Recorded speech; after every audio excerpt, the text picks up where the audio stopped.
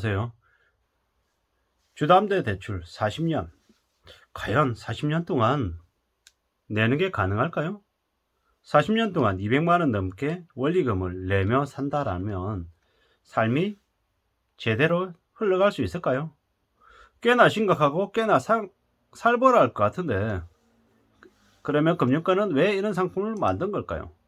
금리 상승기에 어쩔 수 없이 대출 기간을 늘려서 원리금 상환 부담을 낮추려는 사람들에게 이 대출 40년의 상품이 딱 적합한 거죠. 금융업계 이해관계 때문에 40년짜리 주담대가 나온 거죠. 절대로 이러한 상품들을 가입 안 할 거다, 이런 말 없죠. 빚진 사람들에게는 선택권이 없다라는 이야기를 하고 싶습니다. 40년짜리 5억 원을 40년 4.65로 내면 230만 원을 내야 된답니다. 근데 금리가 1% 오르면 원리금이 263만 원으로 33만 원이 늘어난다고 하는 거죠. 조금만 지나면 시중금리가 5% 6%가 될 건데 매달 내야 되는 원리금이 얼마가 될까요? 그냥 250만 원 300만 원이 훌쩍 될 것 같은데 이게 과연 정상인가 라는 생각이 드는 거죠. 5억을 대출 받는다는 것 그 자체가 사실은 무리이고 좀 말이 안 되는 일이다 라는 이야기를 하고 싶은 거죠. 지금 현재 기준금리가 2.75까지 갈 거다라는 이야기가 나오죠. 지금 6월 달에 1.75인데 2022년 연말에 2.75가 되면 내년에는요. 내년에는 뭐 4% 되겠죠. 4%. 이게 현실이라는 거죠. 4%, 4.5%, 5%. 이렇게 가파르게 기준금리 오르면 시중금리는 그냥 10%, 12% 되는 게 닥칠 일인 거죠. 이런데 대출을 받는다고요? 5억을요? 그것도 원리금을 250만 원, 300만 원 내면서 살겠다고요? 어처구니 없죠. 어쩌면 월급으로 250만 원, 300만 원 받을지 모르는 사람들이 원리금으로 250에 300을 낸다라고 하면 번 돈 전부 다 빚 갚는 데 쓰면 생활비는요. 생활비도 따로 마련해야 되잖아요. 그러니까 신혼부부들 결혼하자마자 둘이 맞벌이하고 절대로 그만 못 두고 한 명이 번 돈으로 부동산 빚 갚는 데 다 쓰고 나머지 번 돈으로 나머지 사람 한 명이 번 돈으로 생활비 하는, 여행도 못 가고 외식도 못 하고 좀 여유 부리지 못하는, 그냥 집 하나만 바라보고 사는 그런 사람이, 그런 가족들이 되어버리는 거죠. 참 무서운 얘기죠. 무서운 얘기입니다. 이렇게 살아야 겨우겨우 삶을 지탱해 나가겠죠. 뭐 40년 만기 대출이 늘어나면서 뭐 인천 등 수도권 빌라 구매하려는 고객들 중심으로 문의도 늘었다라는 말도 있답니다. 뭐 어떻게 저럴까요? 게다가 정부는 올해 3분기에 청년하고 신혼부부 대상으로 50년 주담대도 내놓을 거랍니다. 무서운 얘기죠. 무서운 얘기입니다. 이러다가 어떻게 되려고 그러는 걸까요?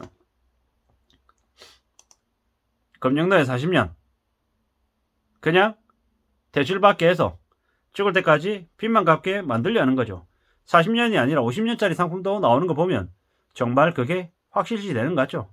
걱정입니다. 저렇게 해서 계속 갚을 수 있을까요?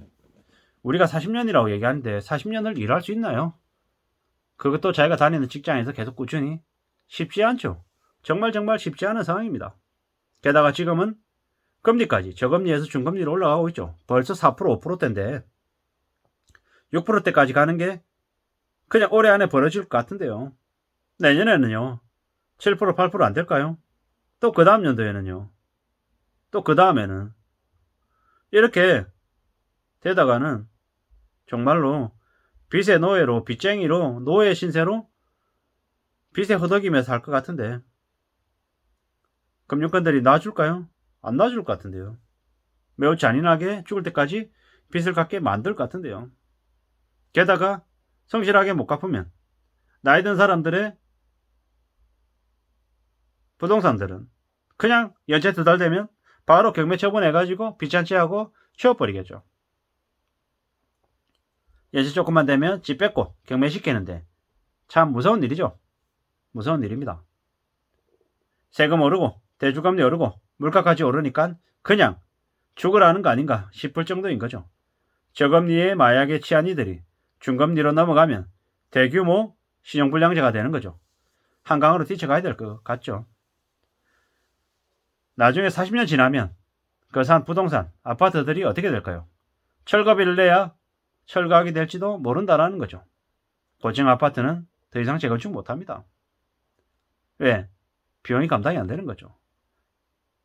2030들 죽을 때까지 착지하려고 그렇게 조작해서 떠밀었던 것 같습니다. 로마 시대든 조선 시대든 어디에서든 다 있었던 일입니다.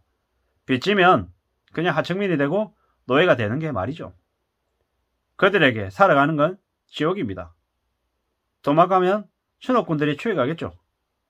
죽을 때까지 허덕이며 일만 하며 만든다라는 거죠. 도저히 평범하게 살지 못하는 거죠. 금융노예의 삶은 암담할 수밖에 없습니다. 항상 긴장하고 언제 잘릴지 모르는데 마음 놓고 살 수 없는 거죠. 한번 빚지면 그렇게 노예가 되는 겁니다. 조선시대 때 80%가 노예였답니다. 양반과 왕실이 사채꾼처럼 백성들을 뜯어먹었다고 합니다. 나라를 통치하는 기득권들이 국민들을 그렇게 노예로 삼은 거죠. 막장이었던 거죠. 막장. 이렇게 이놈의 나라가 지금도 그와 비슷한 모습을 보이는 것 같습니다. 참 씁쓸하죠. 한국의 기득권들이 많은 국민들을 그렇게 빚쟁이로 몰락하고 전락시키고 철저하게 부려먹으려고 하는 거죠. 기득권들에게 함부로 고개 들고 이빠른 소리 못하게 만들려고 저렇게 해놓은 것 같다라는 생각을 합니다. 우리의 삶이 많이 힘들고 많이 어려워질 것 같습니다. 왜 주담대 40년짜리를 만들었겠습니까? 최대한 갈아서 마시려는 거죠. 마지막 한 방울까지 다 짜내서 뽑아 먹으려는 거죠. 앞으로 국내 금융권들은 먹고 살 먹거리가 줄어드는 게 추세였습니다. 그래서 어떻게든 자기들의 먹거리를 미리 확보하려고 관련 업계가 정부와 담합해서 대출금융노예를 만든 거다라고 생각합니다. 은행들이 서민과 국민들의 편일까요? 아니죠. 그들도 철저히 기업입니다. 이익단체입니다. 자신들의 이익을 먼저 추구하는 거죠. 빚 못 갚고 힘들어하는 사람들을 배려하고 이해해주는 집단이 아닙니다. 절대로 착각하면 안 됩니다. 금리가 이렇게 오르는 거 너무 심한 거 아니냐? 너무하다 라고 아무리 얘기한들 그들은 눈 하나 깜짝하지 않습니다. 대통령이 정부가 아무리 소리를 친들 소용이 없습니다. 빚진 이들이 잘못한 거고 투기한 이들의 책임이다라고 얘기할 겁니다. 맞습니다. 그들이 스스로 자기의 의지에 따라 도장을 찍은 겁니다. 앞으로 대출자들에게 상상을 초월하는 가상금리를 매길 거죠. 그럴 겁니다. 이제는 밥 먹고 사는 걸 걱정해야 됩니다. 굶지 않는 걸 다행으로 생각해야 됩니다. 물가가 상상을 초월할 정도로 올라가고 있으니까요. 대한민국의 국민의 80%가 월급을 200만원, 300만원 받는 이들입니다. 근데 그들이 무리하게 빚을 지면 어떻게 됩니까?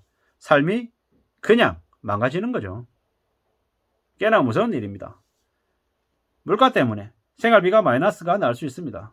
또 안 사 먹으면 식당이 망하고 또 자영업자들이 악순환을 겪을 수도 있죠. 소득이 줄고 각종 비용이 늘어나는 거죠. 교통비 오르고 서비스 비용 오르고 더 힘들어지는 거죠. 게다가 요즘에는 알바자리도 줄어서 밥 굶는 20대가 적지 않다고 합니다. 용돈으로 밥 먹고 사는 게 힘들어지는 거죠.